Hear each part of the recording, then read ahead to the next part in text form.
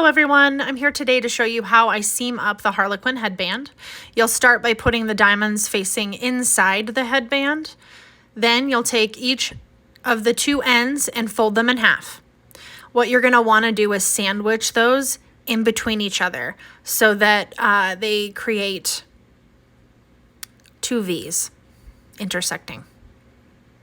Make sure that all the edges are lined up well, that everything is straight and even along the top, which will make seaming a lot easier.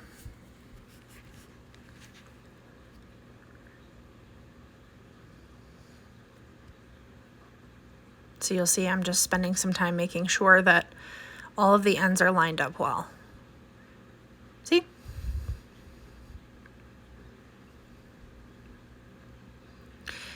As you start to weave your tapestry needle back and forth, you're going to want to make sure that you're going through all of those layers, which is why making sure they're all lined up correctly is so important. If you miss layers, your twist won't look correct.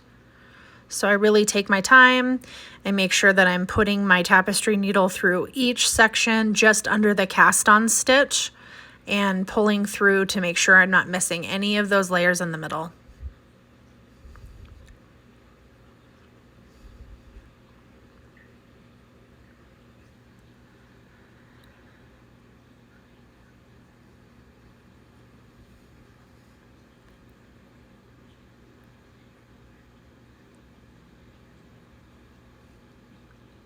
Once it's complete, you'll see that I've gone through the entirety of the stitches.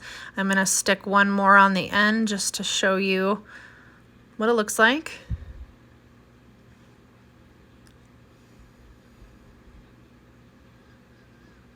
Nice long tail. Then we'll go ahead and we'll pop this out.